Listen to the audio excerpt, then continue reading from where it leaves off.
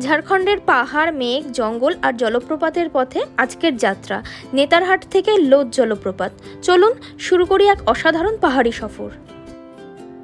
লাতেহার পেরিয়ে যতই এগিয়ে চলেছি নেতারহাটের দিকে, ততই বদলে যাচ্ছে চারপাশের দৃশ্য। শহরের কোলাহল পিছনে ফেলে সামনে শুধু সবুজ পাহাড় আর নির্জন পথ। আর কিছুটা এগোলেই শুরু পাইন গাছের রাজত্ব।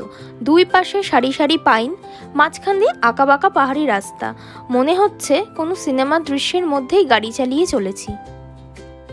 লোয়ার ঘাগড়ি থেকে দেখা যাচ্ছে ম্যাগনোলিয়া পয়েন্টের অপূর্ব সৌন্দর্য। পাহাড়ের ঢালে মেঘের খেলা আর দূরে ছড়িয়ে থাকা সবুজের সমুদ্র।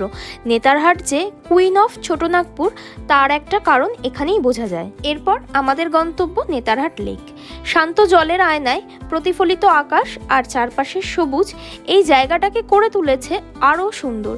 কিছু মুহূর্ত শুধু চুপ করে দাঁড়িয়ে প্রকৃতিকে দেখার জন্যই যথেষ্ট। এরপর শুরু হলো কোয়েল ভিউ পয়েন্টের পথে যাত্রা। দারুণ আলোয় সাজানো এই লিংক রোড পাহাড়ের বুক ছিঁড়ে আমাদের নিয়ে চলেছে আরও এক অসাধারণ ভিউয়ের দিকে। কিন্তু পাহাড়ি রাস্তার সৌন্দর্যের সঙ্গে থাকে রোমাঞ্চ। ঘন মেঘে ঢেকে যাচ্ছে চারপাশ, আর একের পর এক তীক্ষ্ণ বাঁক। প্রতিটা বাঁকের পর কী অপেক্ষা করছে সেটাই যেন এই পথের আসল আকর্ষণ। আর সেই অপেক্ষার শেষেই কোয়েল ভিউ পয়েন্ট।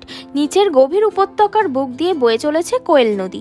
উঁচু পাহাড় থেকে দেখা এই দৃশ্য সত্যি চোখে লেগে থাকার মতো। আমাদের আজকের সফরের শেষ গন্তব্য লোদ জলপ্রপাত।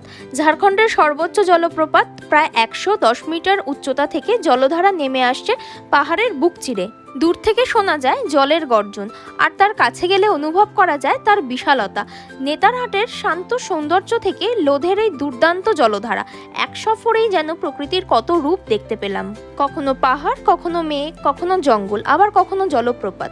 এই পথের প্রতিটি বাঁকেই ছিল নতুন এক গল্প, আর সেই গল্পের নাম নেতারহাট ও লোদ।